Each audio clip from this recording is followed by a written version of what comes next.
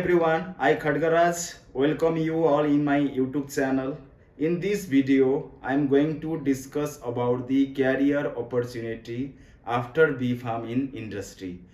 Pharmaceutical industry में आपका क्या रोल है, आपका क्या रेस्पॉन्सिबिलिटी है, आपको कितना पेमेंट मिलेगा, इसके बारे में थोड़ा डिस्कस करने जा रहा हूँ. तो in the last video I already discuss about the career opportunity of pharmacy और after B Pharm in government sector. वो ऑलरेडी डिस्कस किया हूँ, वो आप डिस्क्रिप्शन में देख सकते हो. तो आज के पर्टिकुलर वीडियो में मैं डिस्कस करने जा रहा हूँ कैरियर अपॉर्चुनिटी क्या है आपका फार्मास्यूटिकल इंडस्ट्री में after completion of your B Pharm. तो बी फार्म के बाद क्या आपको इंडस्ट्री ज्वाइन करना चाहिए और नहीं चाहिए, क्या लगता है आपको? Definitely after completion of B Pharm you should join in the pharmaceutical industry. क्यों ज्वाइन करना चाहिए? बिकॉज फर्स्ट पॉइंट है आपके स्टेबिलिटी हो जाता है. क्योंकि आप देख सकते हो नॉर्मली जो भी पेंडेमिक है, रिसेंटली कोविड-19 पेंडेमिक हुआ, तो उसमें भी pharmaceutical industry they are running 24/7 hour. तो 24 आवर्स रनिंग थे और they are doing good job. तो तब आपको फार्मास्यूटिकल इंडस्ट्री में ज्वाइन करना चाहिए एज अ स्टेबिलिटी हिसाब से देखना है. सेकेंड पॉइंट है बाकी के कंपेयर में, जैसे मार्केटिंग की बात करें तो मार्केटिंग में आपका क्या होता है, स्ट्रेस होता है ज़्यादा. क्योंकि उसमें आपको एक टारगेट दिया जाता है कि आपको एक मंथ में इतने दवाई इतना मेडिसिन आपको सेल करना है. तो उसमें आपका एक टारगेट हो जाता है. लेकिन आप ये फार्मास्यूटिकल इंडस्ट्री में आपके 7 to 8 आवर्स के जॉब होगा, तो उसमें आप काफ़ी चीज़ सीख सकते हो और ये आपके लिए as compare to marketing job ये स्ट्रेस कम होता है. तो आप इसमें क्या क्या काम कर सकते हो फार्मास्यूटिकल इंडस्ट्री में after completion of B Pharm, तो उसके बारे में थोड़ा डिस्कस करने जा रहा हूँ. फर्स्ट है डिपार्टमेंट वाइज हमने इसको डिवाइड कर दिया. फर्स्ट है आपका प्रोडक्शन और मैन्युफैक्चरिंग. तो प्रोडक्शन और मैन्युफैक्चरिंग के में क्या करते हो आप? प्रोडक्शन ऑफ टैबलेट, कैप्सूल और मे बी इंजेक्टेबल, और third one is the liquid syrup. तो तीन चीज आप प्रोडक्शन में और मैन्युफैक्चरिंग में कर सकते हो after completion of B Pharm. अब इसमें क्या काम होता है आपके टैबलेट के हिसाब से देखना है. तो फर्स्ट पॉइंट है आपका warehouse. Warehouse in the sense जो भी आपके एपीआई है, फार्मास्यूटिकल जो एपीआई है और मे बी अदर एक्सिपिएंट्स है, उसको आप कैसे स्टोर करोगे, उसके क्या टेम्परेचर होना चाहिए, कितने उसका ह्यूमिडिटी होना चाहिए, तो उसके बारे में आप इसमें इंफॉर्मेशन प्रोवाइड करते हो. That is the warehouse. Second है कोई भी आप प्रोडक्शंस कर रहे हो उसके कंप्रेशन से, जैसे मान लो टैबलेट कैप्सूल से उसके कंप्रेशन कितने आपको प्रेशर लगाना चाहिए. उसके बाद जो भी टैबलेट है उसके कोटिंग कैसे करना चाहिए, उसके पैकिंग कैसे करोगे, रीपैकिंग कैसे करोगे, तो ये सब चीज आपके प्रोडक्शन में आते हैं. तो प्रोडक्शन में आपको नॉर्मली देखना है तो टैबलेट, इंजेक्टेबल, कोई भी पेरेंटल प्रोडक्ट है, लिक्विड सिरप है, उसको आप फॉर्मुलेट कर सकते हो. सेकेंड आपका अपॉर्चुनिटी है that is the quality control. Quality control में भी डिफरेंट ब्रांच होते हैं, जैसे हमने डिवाइड कर सकते हैं. स्टेबिलिटी है, उसके बाद कैलिब्रेशन है, उसके बाद डीटी है that is the dissolution test है.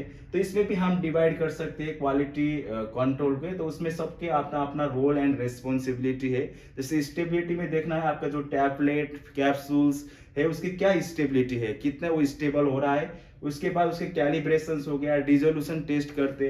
तो ये आपका एक रेस्पॉन्सिबल है that is the QC in the after completion of B Pharm. तो इसमें क्यूसी के भी डिफरेंट पार्ट हो गया, that is the QC head. अब क्यूसी हेड का काम है ये जितने भी कंट्रोल स्टेबिलिटी है, कैलिब्रेशन है, डिसोल्यूशन है, उसको कंट्रोल करके रखना है. तो इसके क्यूसी के आप पेमेंट की बात करें तो कोई भी पर्सन से जो क्यूसी हेड है उस आफ्टर 10 ईयर ऑफ एक्सपीरियंस ही और she will get around 1 to 1.5 lakh per month. उसका ये पैकेज है. उसके बाद हम डिस्कस करते हैं नेक्स्ट अपॉर्चुनिटी क्या है आपका, that is the R&D, that is the research and development.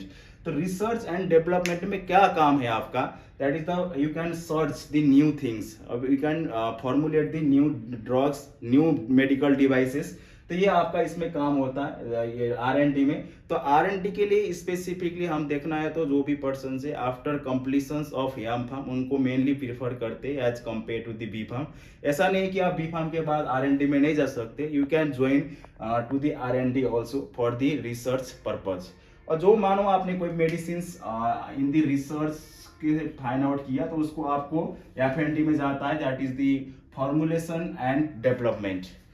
Formulation and development का मतलब ये होता है कि कोई भी ड्रग्स हमने इसमें फाइंड आउट किया है, उसके डिफरेंट फॉर्मुलेशंस बनाना है, that is the one molecules, जैसे मानो एक है तो उसको डिफरेंट फॉर्म में हम प्रोवाइड कर सकते हैं, लाइक टैबलेट है, कैप्सूल्स है, और मे बी टैबलेट कैप्सूल्स में वो सुइटेबल नहीं है तो हम उसको एज अ पेरेंटल प्रोडक्ट बना सकते हैं, उसको हम एज अ लिक्विड फॉर्म में कन्वर्ट कर सकते हैं। तो डिपेंड ऑन दी उसकी क्या स्टेबिलिटी है, क्या उसका प्रॉपर्टीज है, और क्या कितने टेम्परेचर में वो डिसोल्यूशन होता है, कितने में वो डिसइंटीग्रेट होगा।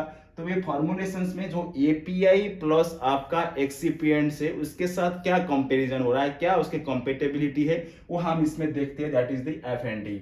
ये आपका एफ&डी डिपार्टमेंट है, that is the formulation and development. और इसमें भी आप अपना कैरियर अपॉर्चुनिटी कर सकते हो after completion of your B farm.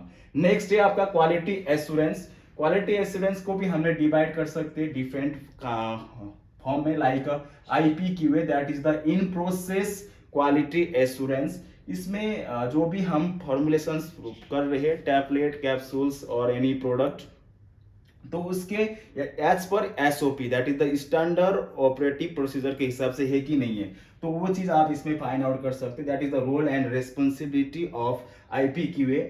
कोई भी ड्रग है फॉर्मुलेशंस करने से पहले उसके एज पर SOP है कि नहीं है, starting from the wire house जहाँ पे आप स्टोर कर रहे हैं, वहां से लेके जब तक आपका ड्रग फिनिश नहीं हो रहा, मार्केट तक नहीं आ रहा है, तो वहां तक के लिए आप ये IPQA कर सकते हो। उसके बाद डॉक्यूमेंटेशन पार्ट है, that is the main role and responsibilities of the QA person.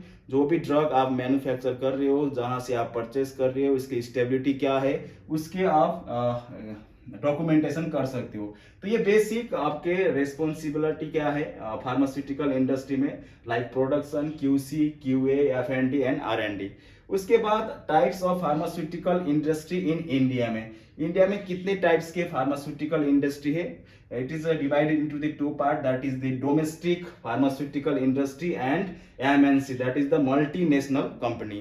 तो इसको हमने दो पार्ट में डिवाइड कर दिया, एक डोमेस्टिक है, दूसरा क्या है, MNC मल्टीनेशनल कंपनी है। और डोमेस्टिक के बात करें तो डोमेस्टिक जो फार्मास्यूटिकल इंडस्ट्री है, that is approve by the WHO and CDSCO, इससे अप्रूव होना चाहिए डोमेस्टिक फार्मास्यूटिकल इंडस्ट्री। और जो MNC मल्टीनेशनल कंपनी है, कोई भी ड्रग आप इंडिया में मैन्युफैक्चर कर रहे हो, उसको आप फॉरेन कंट्री में सेल करना चाहते हो, तो जैसे मानो आपको अमेरिका में सेल करना है, तो उसके लिए आपको US FDA अप्रूव होना चाहिए, food and drug administration, that is the second है। जैसे मानो आप ऑस्ट्रेलिया में सेल करना चाहते हो, तो उसके लिए TGA अप्रूव होना चाहिए, that is the therapeutic good administration, ये आपके ऑस्ट्रेलिया के लिए है। और मानो आप कनाडा में सेल करना चाहते हो, that is the health Canada हो गया। उसके बाद ये दोनों में क्या डिफरेंस है पेमेंट के हिसाब से, वो थोड़ा डिस्कस करता हूँ। फर्स्ट आप देख सकते हो डोमेस्टिक फार्मास्यूटिकल इंडस्ट्री जो आपके लोकल एरिया में इस्टेब्लिश्ड है, तो उसके पे स्केल स्टार्टिंग जो आप बी फार्म के पास ज्वाइन करोगे तो it's around 10,000 to 25,000 per month होगा आपका starting salary in domestic pharmaceutical industry. But if you will join in the MNC, आपका पेमेंट होगा 15,000 to 30,000, ये स्टार्टिंग पेमेंट है आपके MNC मल्टीनेशनल कंपनी में।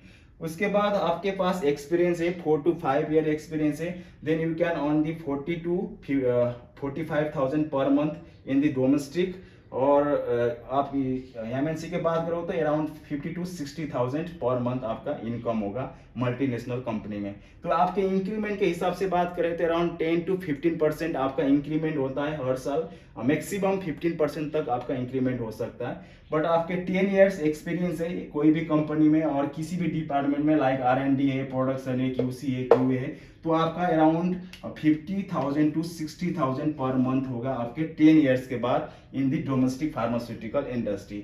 But if you are talking about the MNC में आपका 1 लाख से लेकर 1,20,000 तक का पेमेंट हो सकता है after 10 year of experience. So this is the brief discuss about the industrial job after completions of B Farm.